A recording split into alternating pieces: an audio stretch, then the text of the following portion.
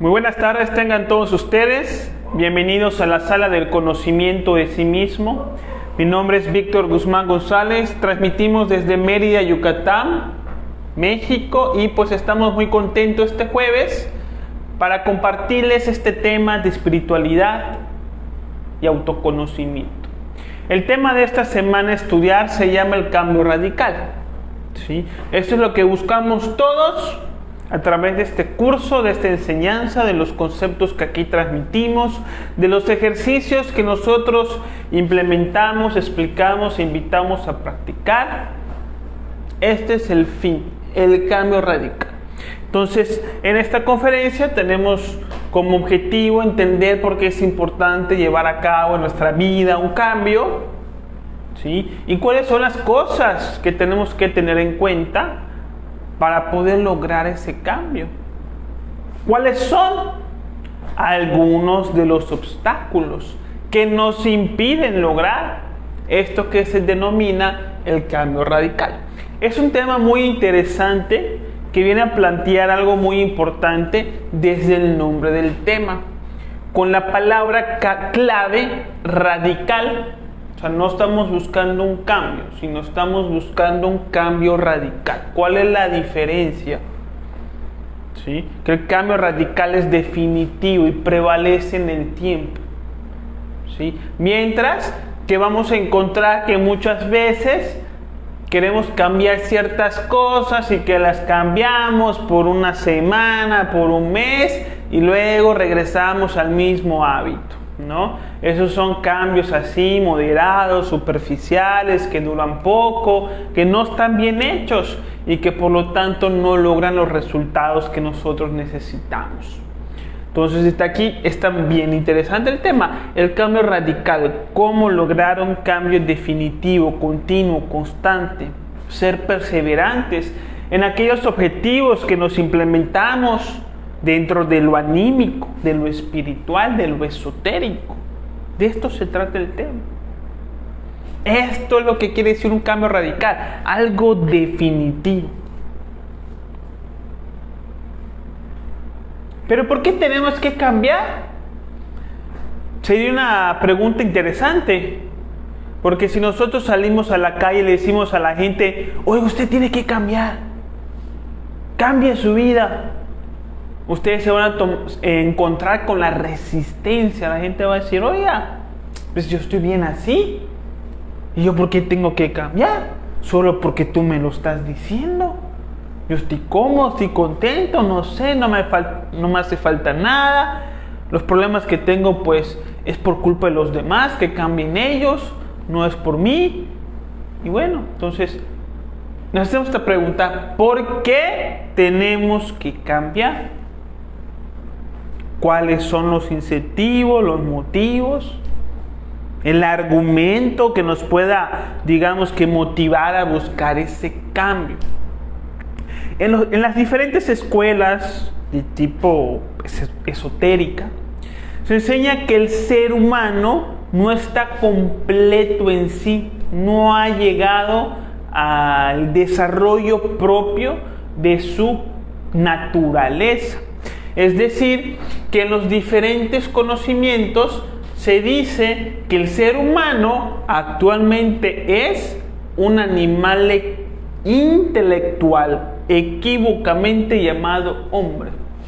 Esto lo van a encontrar por allá desde los griegos, Aristóteles y todos ellos, que comparaban al ser humano con animales y de que hablaban de que el ser humano era un animal racional.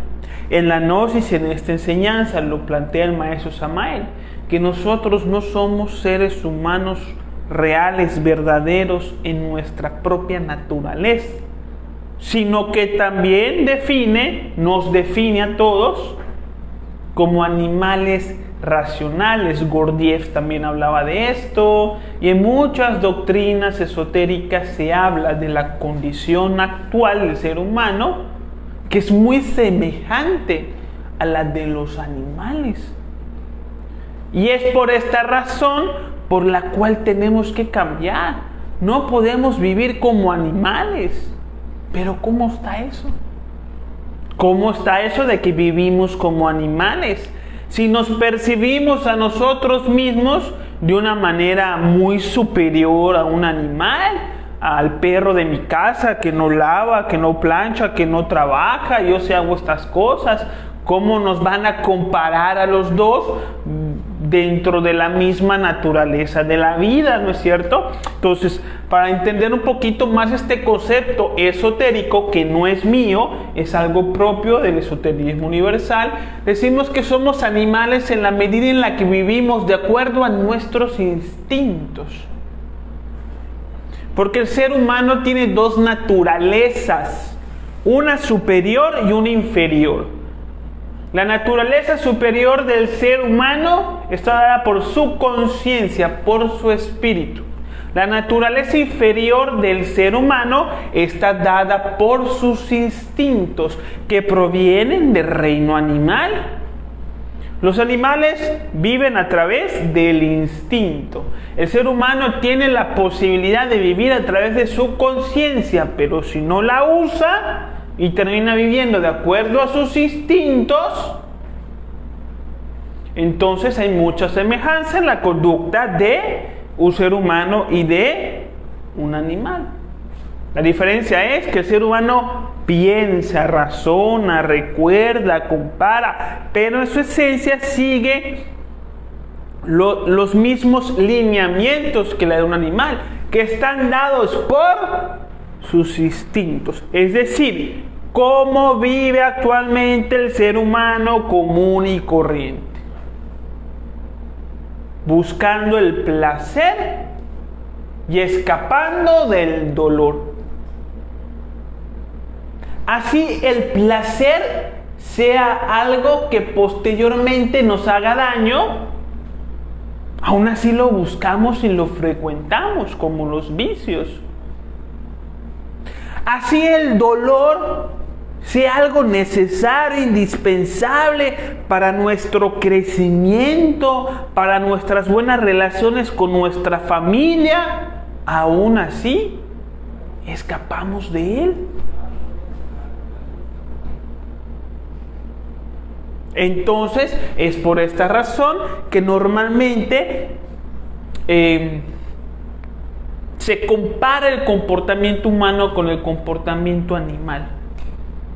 El ser humano no hace las cosas de acuerdo a la utilidad misma de esas cosas, sino que el ser humano vive en función del gusto. Si esto me gusta, lo hago. Si esto no me gusta, pues no lo hago. Entonces, vamos a pensar que somos todavía seres racionales. Se puede pensar, ¿puede hacer algo que le va a hacer daño? Y la realidad de la vida es que vivimos haciéndonos daño una y otra vez a través de diferentes motivos, maneras, situaciones, etc. Esto está representado en la mitología griega con todas estas historias referentes al centauro.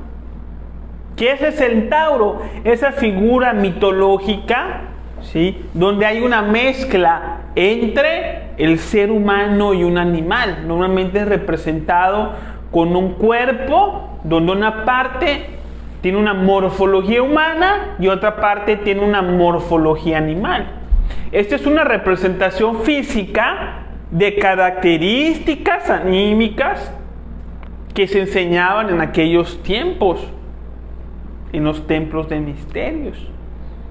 El centauro hace una referencia de nosotros mismos, de la gente común, que tiene cuerpo humano pero piensa como animal, si es que se puede decir que está pensando, porque a veces ni se piensa, se reacciona. Entonces, esto está presente y esta es la razón por la cual tenemos que cambiar, porque vivimos de acuerdo a nuestros instintos, queremos vivir de acuerdo a cómo se nos dé la gana, queremos hacer solamente lo que nos conflictos y sufrimientos, no se logra nada.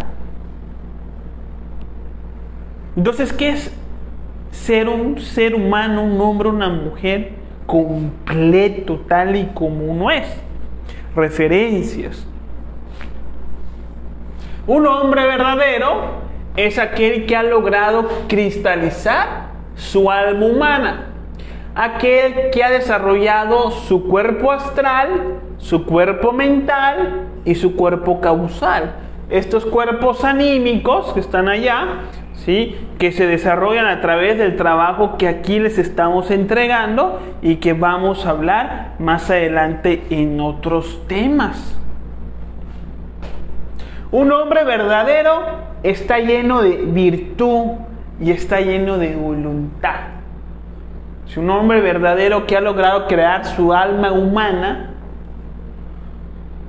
que ha logrado despertar su conciencia y por lo tanto vive en función de ella, decimos que es un hombre verdadero, que es una mujer verdadera, llena de virtudes, potenciales, capacidades, como en su momento lo fue Jesús de Nazaret o como en su momento lo fue Gautama, el Buda.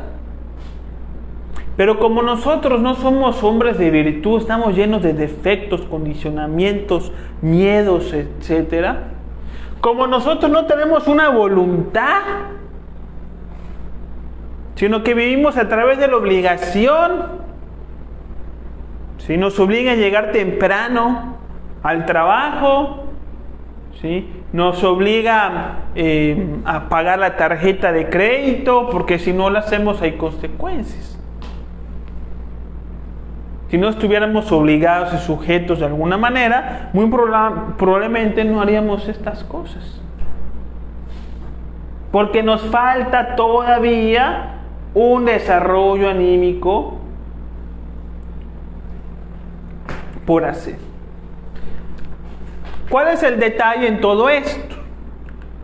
La moral social, que proviene de alguna manera de aquello que llamamos la personalidad, que ya hablamos en otras conferencias. Lo que es la personalidad, esa figura que nosotros representamos para los demás.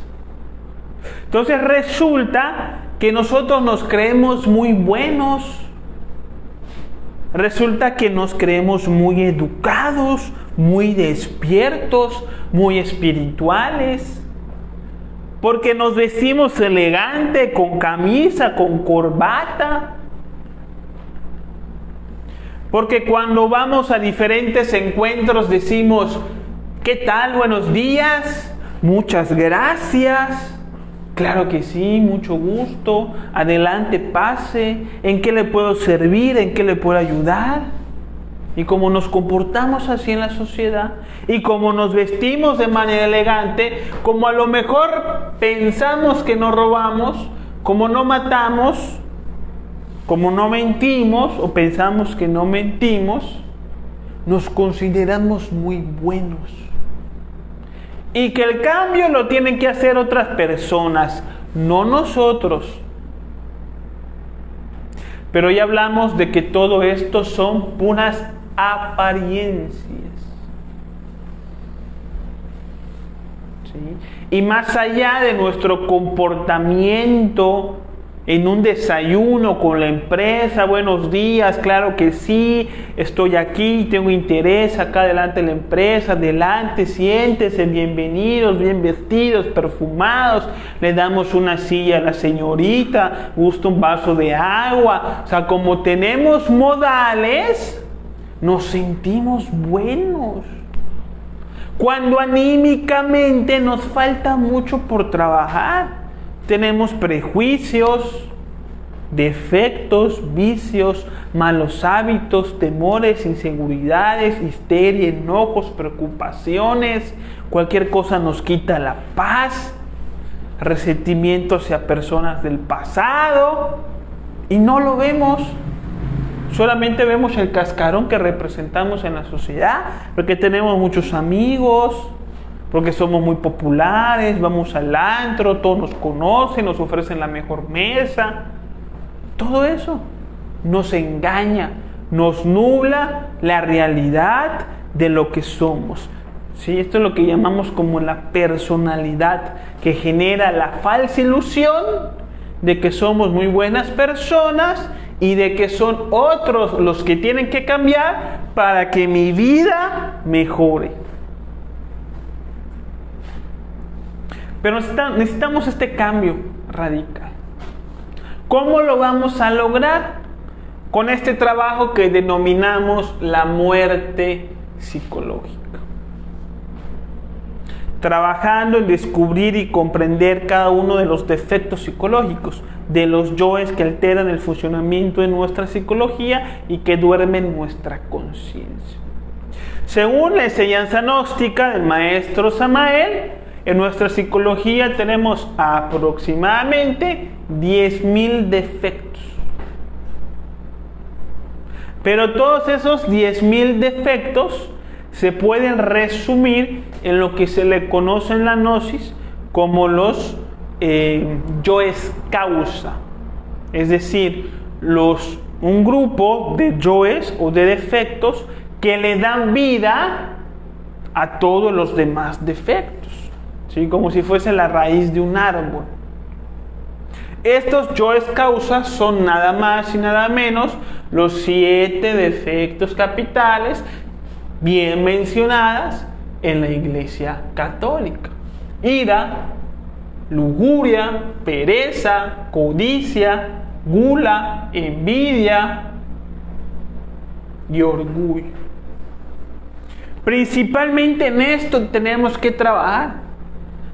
Cada uno de estos defectos tienen 1000 facetas, 1000 caras, 1000 formas de expresarse que hay que conocer una por una y desintegrar una con una. Pero ¿cómo vamos a hacer este trabajo sobre nosotros mismos para lograr el cambio radical? A través, obviamente, del sentido de la autoobservación. Cuando una persona empieza a autoobservarse, empieza a cambiar su vida. Se empieza a dar cuenta de que tiene patrones psicológicos que son negativos, que son ilusorios, que se contradicen con sus buenas intenciones, que se contradicen contra las leyes de la naturaleza. Cuando uno empieza a autoobservarse, se empieza a dar cuenta que sus emociones están todo mal. Somos muy inestables. Rápido nos ponemos de mal humor. Cualquier favor que nos pidan no nos da la gana de colaborar. ¿Y por qué somos así? Si nos autoobservamos, empezamos a descubrir estas cosas, deficiencias. Y son estas deficiencias el principio de todo cambio. Porque cuando uno se da cuenta es cuando puede cambiar. Mientras uno no se da cuenta, nada puede cambiar. Entonces, a través del sentido de la autoobservación, que le dedicamos una conferencia completa, si no la han visto, véanla, ya lo volveremos a pasar aquí, cómo llevarla a cabo.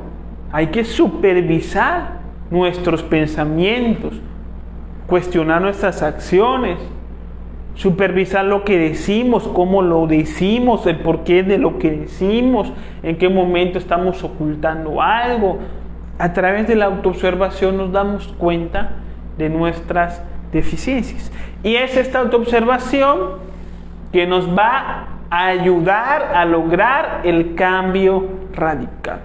Para eliminar el ego, que es la suma de todos los defectos psicológicos que caracterizan nuestras diferentes formas de ser. El ego en esta conferencia lo quiero plasmar bajo el concepto de ilusión para que podamos entender qué es el ego, cómo funciona el ego, tener una base de cómo funcionan los diferentes defectos psicológicos que nos sirva como una teoría que podamos comprobar en la práctica en nuestra vida personal y nos pueda llevar al desarrollo de la sabiduría y del amor.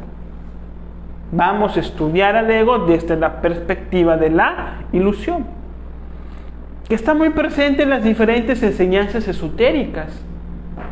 ¿Quién no ha escuchado a un maestro de sabiduría decir de que el mundo es ilusorio, de que la vida es ilusoria? ¿Sí? Bueno, vamos a explicar un poquito más cómo se da esto. Empezamos. Ira. Todos somos iracundos. A ustedes les molesta unas cosas, a mí me molesta posiblemente las mismas cosas y además agréguenle otras. Pero todos sentimos ira, unos más que otros, pero todos somos iracundos. Tenemos este defecto psicológico muy activo en nuestra psicología, que todo el tiempo altera nuestra percepción y nos mete en el sueño, en una ilusión. ¿Pero qué clase de ilusión? La ira es la ilusión que otro nos está haciendo daño. Por ejemplo, fulanito se entera o se da cuenta que en la empresa donde trabaja, sotanito está hablando mal de él. Entonces, ¿qué siente en ese momento fulanito? Ira, coraje, se pone de mal humor porque se está enterando de que están hablando mal de él en la empresa. En el fondo, esa ira es una ilusión de que el otro sujeto le está provocando un daño al hablar mal de él. Ese daño es ilusorio. ¿Pero por qué es ilusorio? ¿Cómo puedo yo evaluar de que esto es verdad? No digan que sí nada más porque sí. Esto es ilusorio en la medida en la que uno se dé cuenta que el daño que se siente no depende de lo que el otro dice de mí, sino de la importancia que yo le doy a lo que él dice. Si le doy mucha importancia a lo que dice fulanito, voy a sufrir mucho. Si le doy poca importancia a lo que dice fulanito, voy a sufrir poco. Si no le doy importancia a lo que dice fulanito, entonces no voy a sufrir. Entonces, ¿el sufrimiento en dónde está? ¿Cuáles son sus bases? El sufrimiento es directamente proporcional al valor que yo le dé a la acción de fulanito. Es decir, yo me hago daño a mí mismo con lo que fulanito está diciendo de mí. ¿Me estoy explicando? Entonces la ira es la ilusión de que él me está haciendo daño. En realidad yo me estoy haciendo daño con mi propia ira que no me deja en paz, que me altera la psicología. Porque le estoy dando la atención a esa persona y a lo que dice. Ejemplo número 2 de la ilusión de esto. Le prestamos dinero a una persona, $1,000, una cantidad bastante considerable, y resulta que la persona no lo quiere devolver. Y resulta que ya ni nos contesta el teléfono. ¿Sí? Ya si lo vemos ya ni nos saluda. Entonces, ¿cuál es la reacción natural de cualquier ser humano? Ira, resentimiento hacia esa persona, porque le presté dinero, porque me dio su palabra que me lo iba a devolver y no me lo quiso devolver. Y estoy pensando que esta persona me está generando un daño, que es ilusorio, porque si bien sí puede haber una afectación económica, o sea, hay que entender en la vida y en las situaciones en las que vivimos qué es real y qué es ilusorio, ¿sí? Si bien, si no devuelven ese dinero, obviamente puede haber una afectación económica, por supuesto.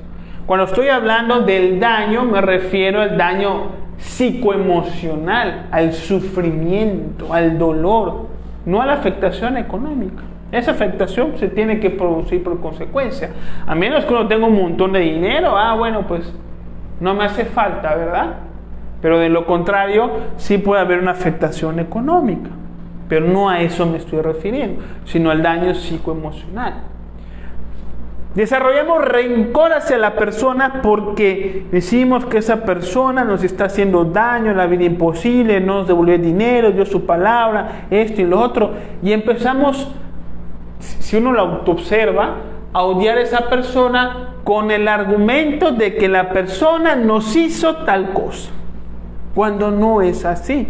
No es así en la medida en la que la persona que tiene el dinero y no lo quiere devolver, ¿sí?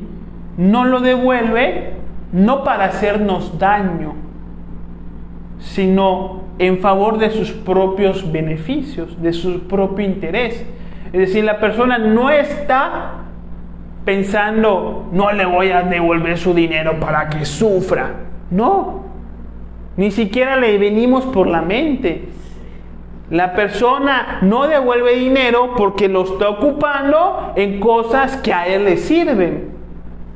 Y no está pensando en el daño en el que nos está metiendo, en la afectación financiera. Eso no lo tiene en cuenta. Solamente está pensando en su propio beneficio. Entonces no lo hace para hacernos daño.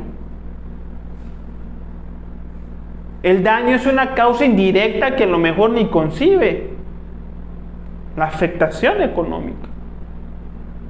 ¿Sí? Es decir, de que si nosotros no le hubiéramos prestado el dinero, si le hubiese prestado al vecino, ¿qué hubiese pasado?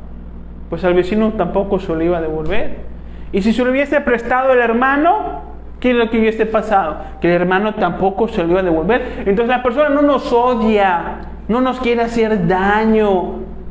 No es que esté conspirando contra nosotros para hacernos la vida imposible y desearnos lo peor y dejarnos tirados en la calle, así como uno se lo cuenta a sí mismo, y es de donde sale su enojo. Es una ilusión. La gente no nos hace daño, ¿sí? Entonces, al momento de autoobservarnos en el día a día, cuando alguien nos insulte, puede salir la ira. Y si nos estamos observando, vamos a descubrir la ilusión de la ira. Que este mecanismo de defensa, que porque me están alzando la voz y me tengo que defender, es toda una ilusión. Si la veo, porque me estoy autoobservando, entonces cambio. Esa ira se va. Ustedes lo tienen que vivir. Y cambio mi manera de ser, mi manera de comportarme, mi manera de hacerle frente a las circunstancias de la vida. Y puedo relacionarme con mayor inteligencia. Y si viene un cliente y me grita y me insulta, me señala que me va a demandar, que porque no terminé lo que estaba estipulado en el contrato, y bueno, ahí está en el negocio gritando, histérico. O sea, si yo me estoy autoobservando, me di cuenta de la ilusión de mi ira, puedo actuar de manera diferente y neutralizar la situación y arreglar con el cliente las diferencias y listo, lo que sigue. Pero hay que autoobservarse si queremos este cambio radical. De otra manera no hay cambio. Entonces tengo que comprender que nadie me hace daño. Tengo que comprender que la ira no soluciona absolutamente nada. Esto me voy a dar cuenta a través de la autoobservación. Tengo que entender que la ira que yo siento respecto a cualquier persona, por cualquier acción que haya cometido, es un error mío y no del otro. Es decir, que si yo me molesté porque mi pareja mintió, el error de mi pareja es mentir. Y el error mío es molestarme porque ella mintió. Son dos cosas diferentes. O sea, uno se da cuenta cuando se autoobserva. ¿Sí? Entonces, ¿cómo logramos esto? Pues no tomándonos las cosas de manera personal. La gente no nos quiere hacer daño. Están buscando su propio beneficio nada más y no tienen en cuenta lo mucho que afectan a otras personas. Entonces no hay que tomarnos las cosas personal. ¿Sí? Codicia. ¿Qué es la codicia? La ilusión de la escasez o la ilusión de la necesidad. A través de la autoobservación tenemos que conocer esto. La codicia es esta sensación, estos pensamientos, esta percepción que no tenemos para compartir con los demás nuestros recursos. ¿Cuáles son los recursos que poseemos? Dinero, tiempo, salud, conocimiento. La más importante de todas es el conocimiento. ¿Sí? Entonces, la codicia nos hace creer que no tenemos tiempo, que no tenemos paciencia, que no tenemos conocimiento para ayudar a otra persona que lo necesita. Entonces, cuando nos piden un favor, oye, ¿me pueden hacer un favor? Enseguida uno se bloquea. No puedo. O sea, ni siquiera trata de visualizar su día y decir, bueno, ¿qué quiere? ¿Qué recursos tengo? ¿Puedo ayudarle en algo? No. O sea, ni siquiera visualiza esa posibilidad. No puedo, déjame tranquilo. Listo. Esa es la codicia. ¿Sí? En el aspecto de la ilusión de la escasez, cuando sentimos que no tenemos, que es una ilusión. Porque viene, no sé, la mamá y le dice, la esposa y le dice al marido, tenemos que comprarle una mochila y unos tenis al niño para el regreso a clase. Y enseguida el esposo hace corajes, que no hay dinero. ¿Sí? Y el fin de semana se va a la cantina con los amigos. Entonces, ¿hay dinero o no hay dinero? Ahí está la ilusión. Lo que pasa es que la codicia está relacionado con nuestros instintos porque son un mecanismo de defensa que busca preservar el placer y la satisfacción.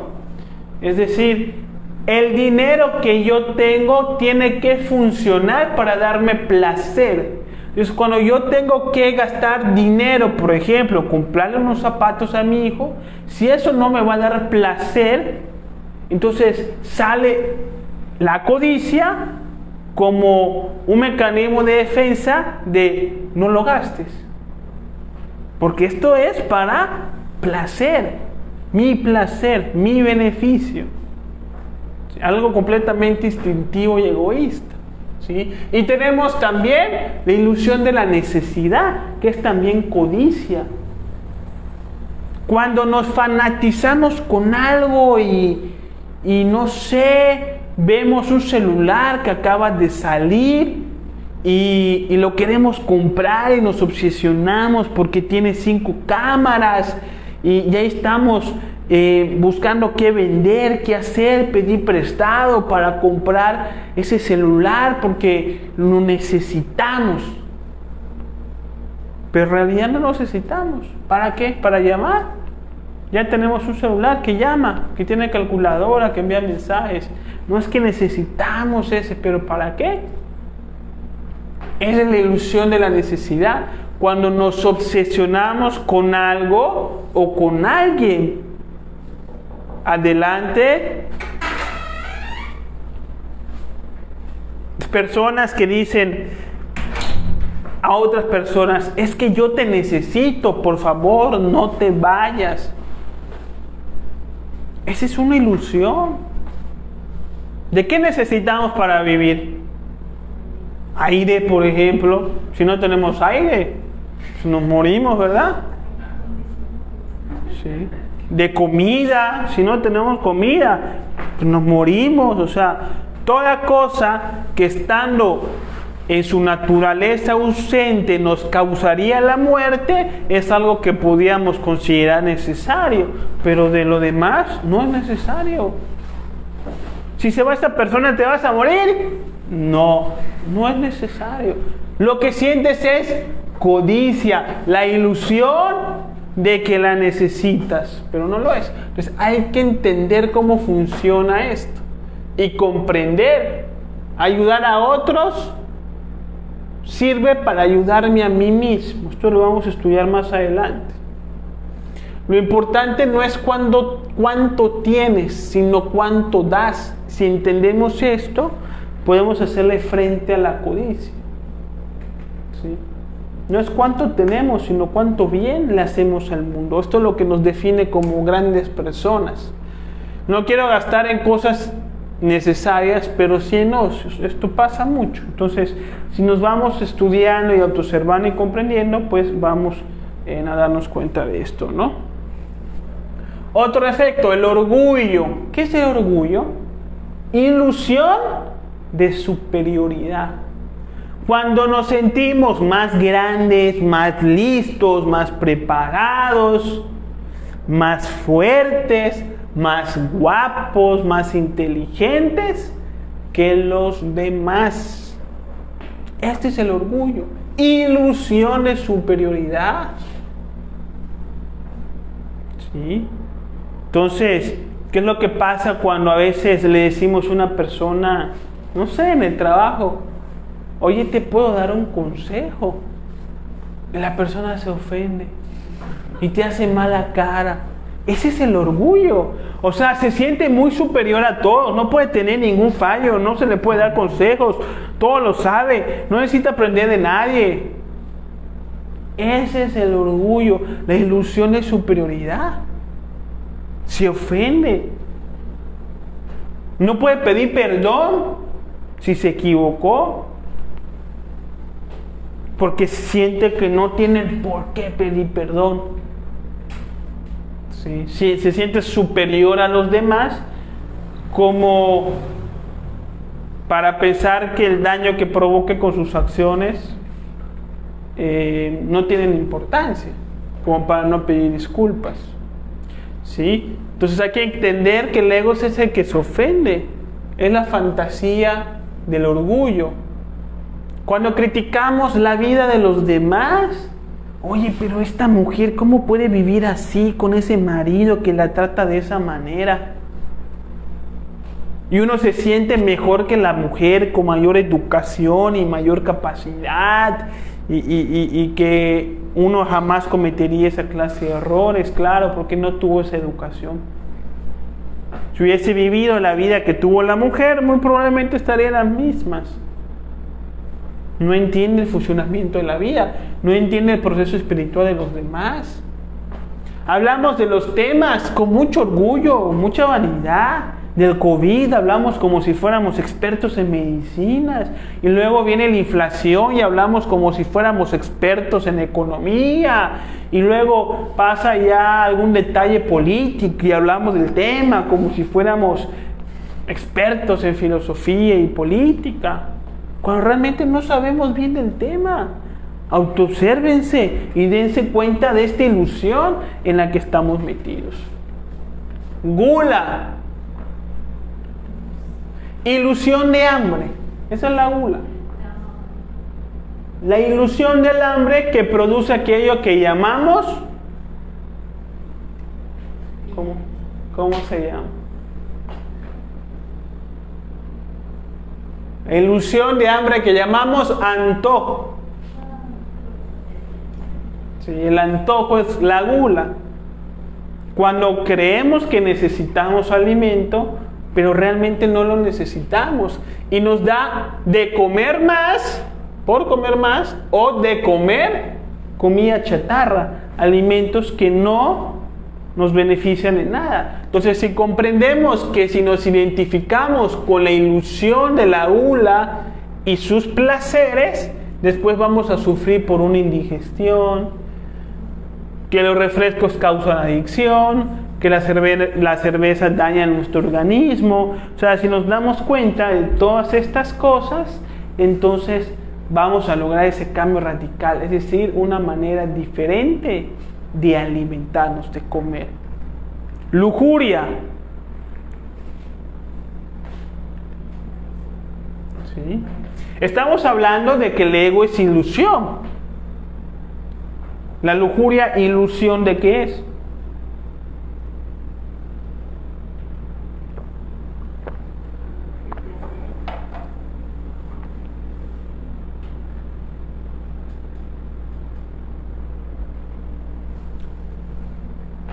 La lujuria es la ilusión del amor. Por supuesto. Creemos que amamos a tal persona, pero realmente lo que sucede es que la estamos deseando sexualmente. No sabemos, nadie nos explicó que la atracción sexual, que la pasión, que el deseo no es amor. Son cosas diferentes. Y muchas veces cuando sentimos deseo sexual por el sexo opuesto, entonces creemos que estamos enamorados. Creemos que amamos a esa mujer. Creemos que si estamos con esa mujer vamos a ser felices toda la vida. Y ni siquiera la conocemos. Ni siquiera sabemos cómo es, cuáles son sus valores, sus principios, sus gustos. Entonces, por el deseo sexual nos metemos en la ilusión del amor, que es lujuria, y creamos todo un escenario en donde estamos con esa persona y vivimos felices para siempre. Y cuando vemos esa persona, a lo mejor en la empresa, pues un día nos da por confesar nuestro amor, ¿no? Y le llevamos unos chocolates, y le llevamos un peluche, y le llevamos serenata, ¿sí? Porque es el gran día donde voy a ser feliz, donde vamos a ser felices. Ese sueño, ese amor que siento, amor a primera vista. Y entonces cuando le decimos a la mujer, a la chamaca, como le decimos aquí en Yucatán, ¿quieres ser mi novia? Entonces la chica contesta, no. ¿Cómo te llamas? Contesta que no. ¿Y qué pasa con el caballero? Que el mundo se le viene abajo, porque en su ilusión de amor, que es lujuria, que es deseo sexual, nunca consideró las preferencias de la mujer. Si la mujer le gusta, está interesada, está soltera, nunca lo consideró. Ahí está la ilusión. ¿Sí? O todavía nos dice que sí, supongamos que nos dice que sí. Ya listos. Vive el amor, publicamos en Facebook, en Instagram, festejando, restaurantes, vinos tintos, festejamos lo bello que es el amor. Y eso no es amor, es placer. Las pláticas, los besos, las caricias, las fotos, la comida, la playa, el vino, todo eso es placer, no es amor. Es una ilusión de la lujuria. Entonces, agarra a la chica, la lleva a su casa, creyendo que va a ser muy feliz con ella. Y a los 6 meses ya se están divorciando. Si se casaron. A los 6 meses el hombre ya no quiere estar con ella. La lleva a la casa. Y al día siguiente, cuando, no sé, a lo mejor el hombre le da por salir con sus amigos, entonces la chica le cierra la puerta, le dice, no me gusta que salgas con esas personas. Entonces, ¿qué pasa? Con la ilusión del hombre, de la felicidad y el amor y su vida y todo perfecto, se cae. ¿Por qué? No estaba considerando los aspectos anímicos que se dan entre las relaciones.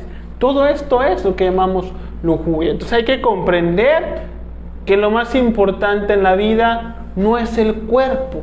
El cuerpo pertenece a las apariencias. Y si la mujer, no sé, modelo, alta, ojos azules, lo que sea, se ve, siento deseo sexual, siento atracción, de repente es algo parte de mi naturaleza, de repente es algo parte de mis estereotipos de belleza, de mi sueño de conciencia, lo que sea. Si está la atracción, pues ahí está. Lo importante es ver las cosas como son.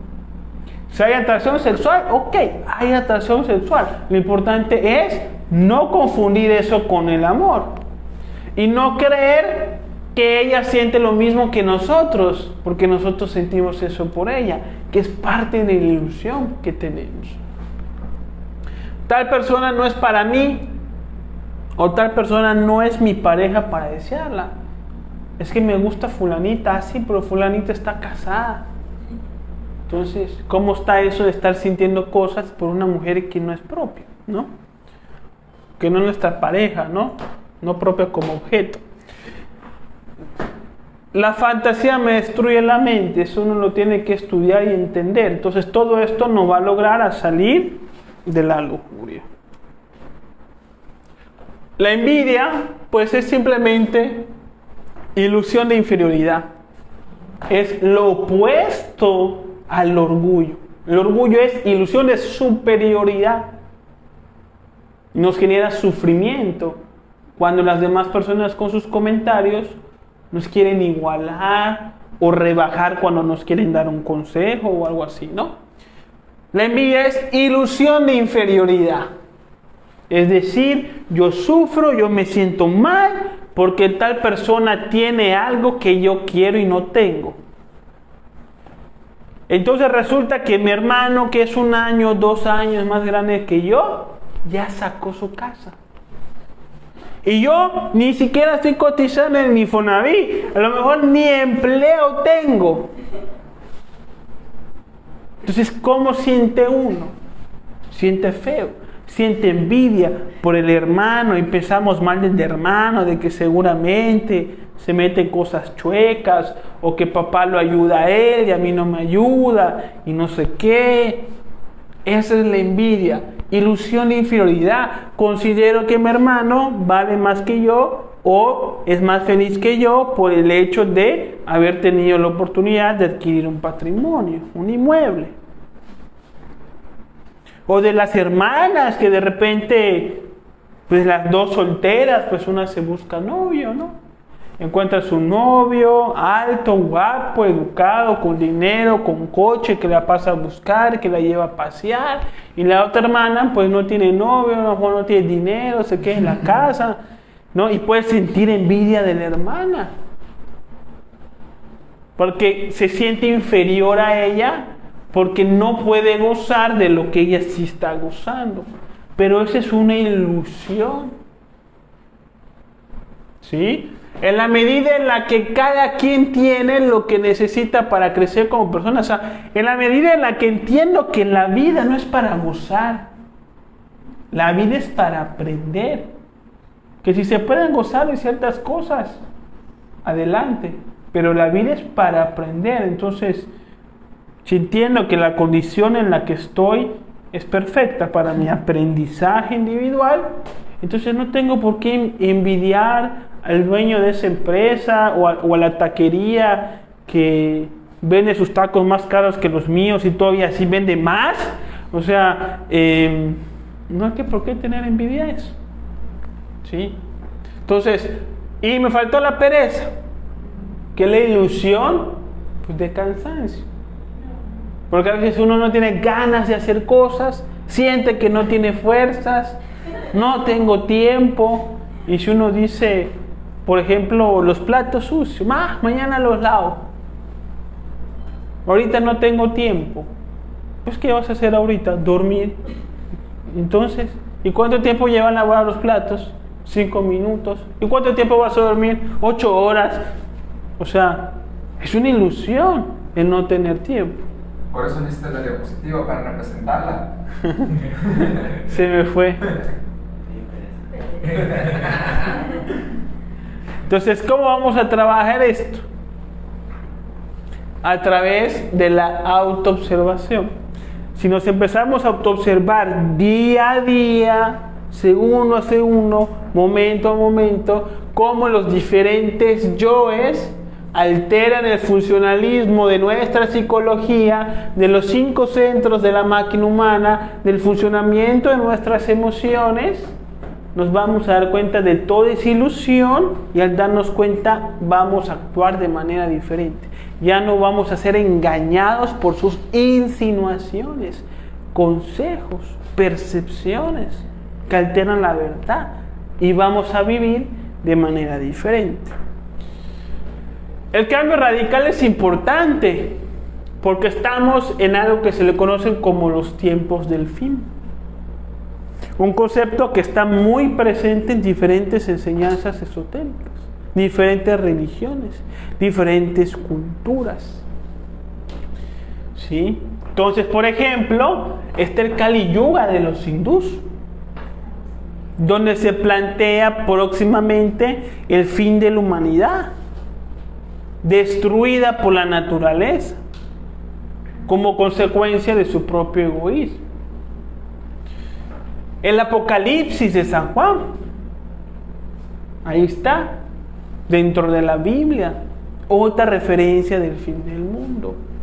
El Ra-Ru-Ro es un concepto de los japoneses, que también hablan del fin del mundo. Las enseñanzas, por ejemplo, de Nostradamus y de otros videntes, que también hablaban de un fin del mundo, donde ya la ciencia tiene conocimiento, porque ya la ciencia dice que si seguimos viviendo como vivimos, 30 años ya muy probablemente muchos países ya no van a ser habitables. Sí, va a haber ya demasiada radiación por los avances tecnológicos, entre otras cosas, que son cosas que ya podemos ver nosotros. Ahorita con lo que está pasando en Europa, ya estamos teniendo la tercera guerra mundial en nuestras narices, y con las bombas nucleares que se arman los países, pues en cualquier momento estamos hoy aquí, mañana ya no. Entonces, está dura la cosa. Con la pandemia la vimos durísima. Sí, no sé si fue el principio de los tiempos del fin. Dentro de las enseñanzas gnósticas, ¿qué se enseña de los tiempos del fin? ¿Sí? Y tenemos historia. Ya hablé de ciencia, ya hablé de religión, ¿sí? Pero también tenemos historia. ¿Qué nos dice la historia de la humanidad? Que hay humanidades que han perecido. Como los lemures perecieron, toda esa humanidad se destruyó, según por el fuego, volcanes y cosas así. La Atlántida, mencionada también por Platón, ¿sí? Donde el océano lleva su nombre, el océano Atlántico, ahí estaba la Atlántida. ¿Sí? Era una humanidad completa como esta que perecieron por las aguas. Lo que en las Sagradas Escrituras bíblicas se le conoce como el diluvio universal. Esos fueron los atlantes, perecieron también. Nosotros somos los arios y también vamos a perecer en algún momento.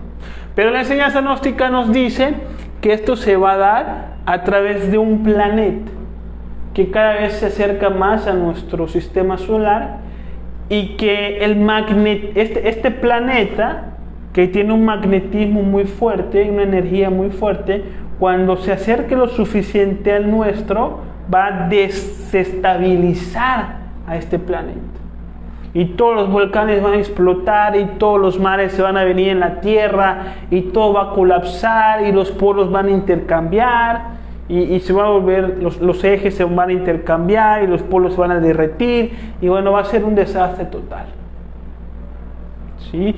Este planeta se le conoce como Hercóbulos, ¿sí? Donde hay evidencias de astrónomos que lo han visto y que han hablado de él, aunque la ciencia oficial el día de hoy dicen que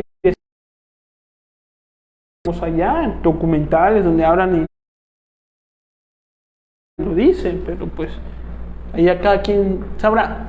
En la Biblia se le conoce como ajenjo, como planeta rojo o como Nibiru, donde también se habla de este planeta que llega y que muchos le llaman extraterrestres, dependiendo de la escuela esotérica en donde están, y van a rescatar a los que tengan cierto porcentaje de conciencia despierta.